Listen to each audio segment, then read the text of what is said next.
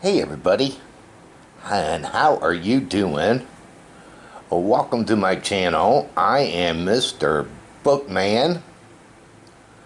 How is everybody doing out there? Hope all of you are being safe and healthy wherever you're at during this crisis that we're going through around the world today. Let me know with a thumbs up how your quarantine is going for you. And what are you in? Are you in quarantine or shelter in place? Give me a thumbs up. Let me know. I'm just curious. Here where I'm at, we're in shelter in place, and our governor yesterday extended it up until May 15th. But today I'm going to be reading Chips and Dale's Rescue Rangers, The Missing Egg Caper.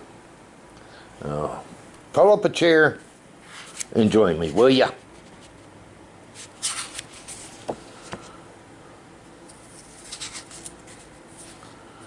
And this was text by Suzanne, Weyn, and illustrated by Paul Edwards. What a beautiful day, said Chip. One spring morning, I'll say, agreed Dale. Good morning, Mrs.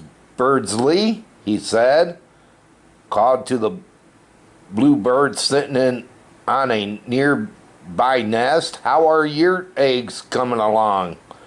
Just fine, thank you, chirped Mrs. Birdsley. They'll be hatching any day now. As Mrs. Birdsley lifted a wing to check on her eggs, the sky suddenly grew dark. Chip and Dale looked up and saw a terrifying sight. Huge rats soaring through the sky on high gliders. Watch out, Dale cried as a rat swooped down past Chip's head.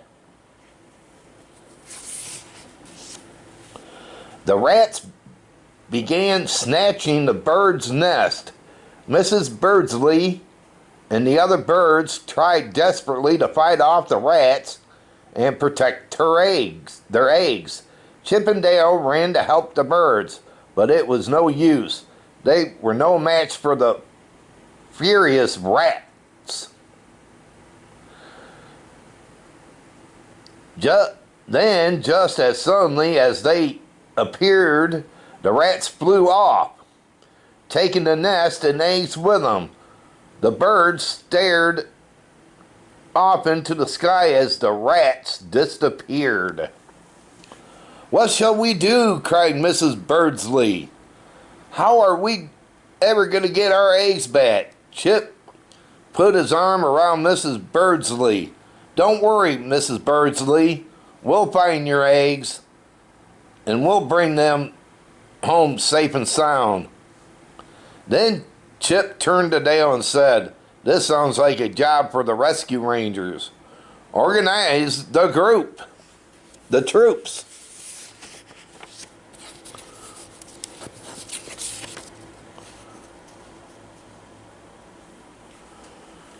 Dale found Monterey, Jack, Zipper, and Gadget and brought them back to the headquarters to make plans. Okay, Rescue Rangers, said Chip. Let's spread out over the city and search for the eggs. I'll take the south side, and Monterey, Jack, you look on the north side. Zipper, you cover the west side, and Gadget, you take the east side. What about me? Asked Dale. As everyone began to leave. You search the middle.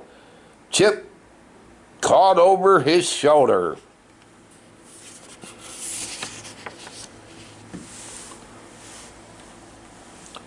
The Rescue Rangers searched high and low, but they didn't turn up any clues.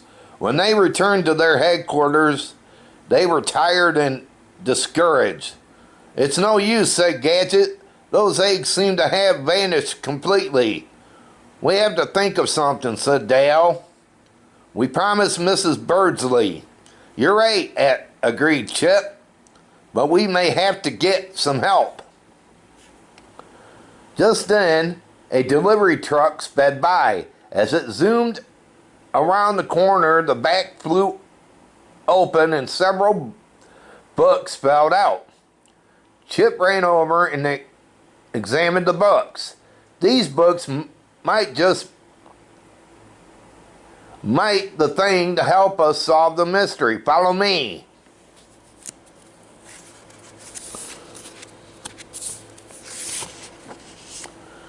Chip took the books and led the rescue rangers to the sewer gate. Gadget, said Chip, do you have any ideas how we can get into the sewer to talk to Sewer L?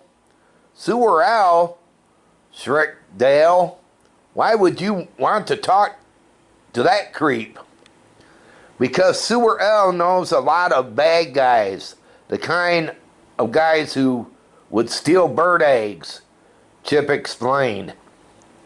He loved books more than anything in the world. If we offer him these, maybe he'll tell us something that will help us find the eggs. Meanwhile, Gidget has found a glove in a nearby trash can. This should do the trick, she said as she unraveled the wool from the glove.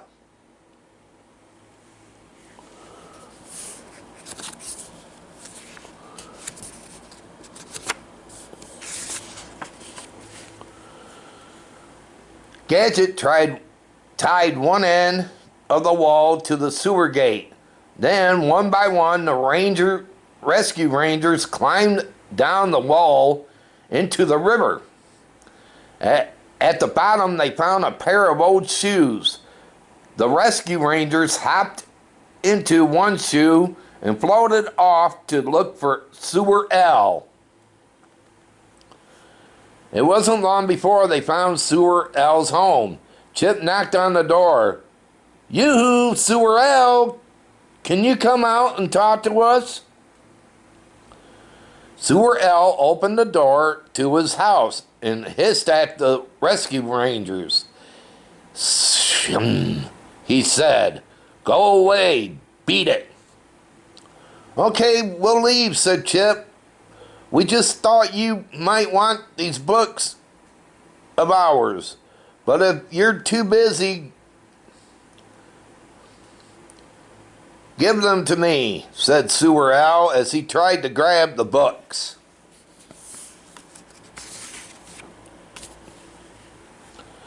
Not so fast, said Chip.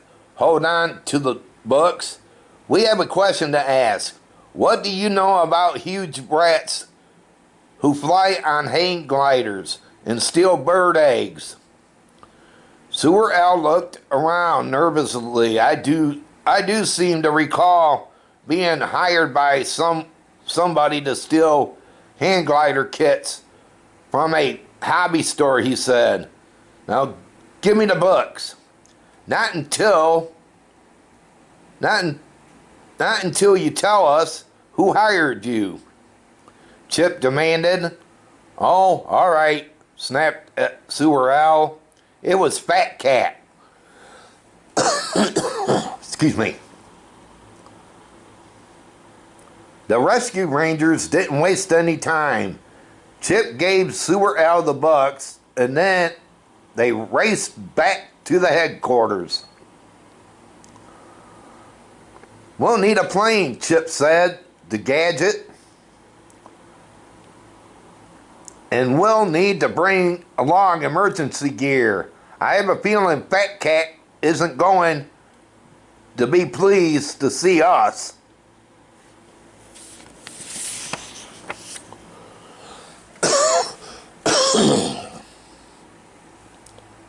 Gadget collected some aluminum cans, old batteries, and other scraps from the garbage cans in the park. In no time at all, she had built a plane made enough for all the rescue rangers. Dale looked uncertain as he climbed into the rickety plane. "Are you sure this thing will work?" "Of course it will," explained Gadget. "Well, it should work, although I did have a problem with the engine." "Never mind," said Chip. "We've got to hurry."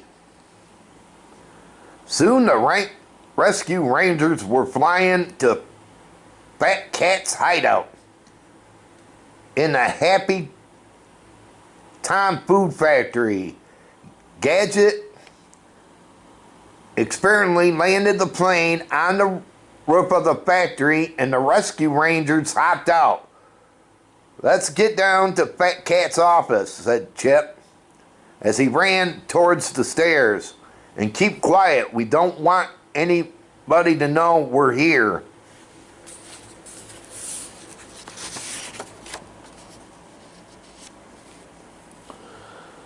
When they got to Fat Cat's office, Monterey Jack put his ear against the door and listened to the voice inside. "They got the eggs, all right," he whispered.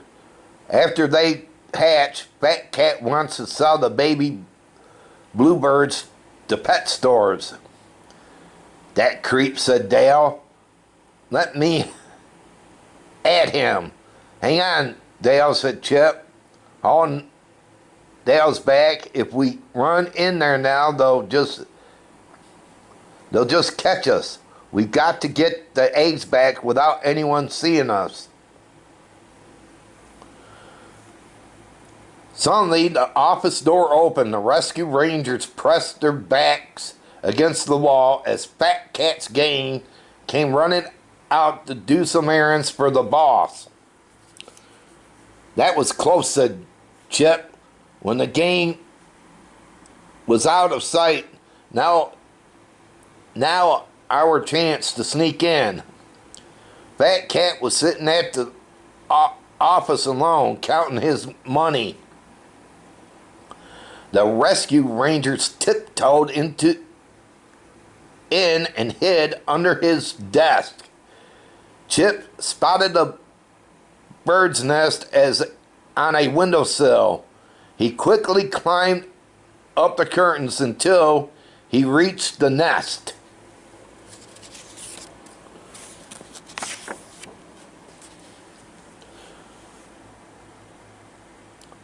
Dale pulled the bottom of the curtains away from the wall to make a slide.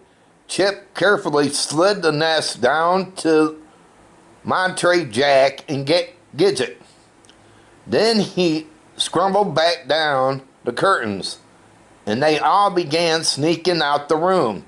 Chip looked at Dale, who had a funny expression on his face. Chip suddenly realized Dale was about to sneeze. "Oh no," Chip whispered. "Don't do it, Dale." "Achoo!" sneezed Dale.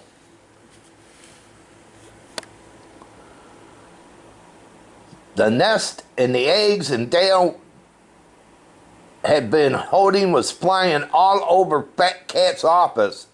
Chip grabbed a nest and began catching eggs as they fell.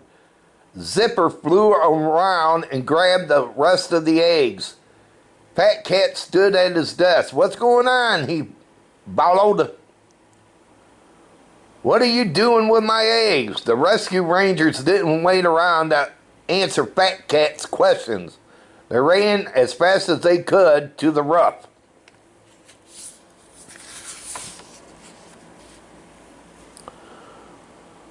Fat Cat chased after the rescue rangers. Gidget reached the roof first and ran to the plane. She tried to turn the crank to start the plane, but it came off on her hand. Monterey Jack reached into the plane and grabbed the emergency parachutes Gadget had packed. He tossed one to each of the rescue rangers. They quickly put them on and ran to the edge of the roof. The rescue rangers parachute off the roof carrying the bird's nest in their hands. They looked up to see Fat Cat shaking an angry fist at them. "I'll get you for this, rescue rangers." Fat Cat never forgets, he screamed. Neither do the rescue rangers, screamed. They all screamed back.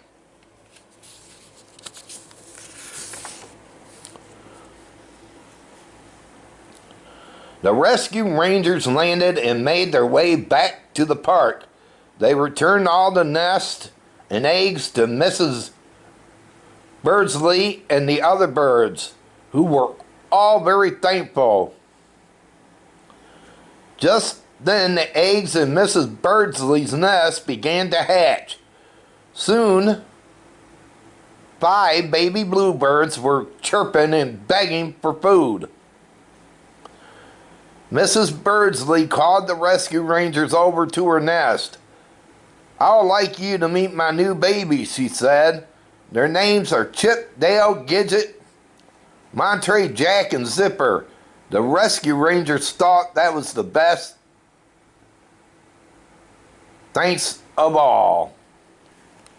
Well, that was cute. The rescue rangers, got the eggs back from those mean people, huh? Would you do something like that for somebody? If somebody took their stuff, would you return it to them? Well, let me know in the comment box. Just curious. Give me a thumbs up if you would return something to your friend after you found out somebody stole it. Well, everyone, I want to say thank you very much for watching and enjoying, and I hope everybody out there has a fabulous one. And again, please be safe and stay healthy during this crisis that everyone is going through, not just one person, it's everybody. And please stay strong. We can battle through this, but it will take time. But again, have a good one. This is Mr. Bookman, and this story time is over.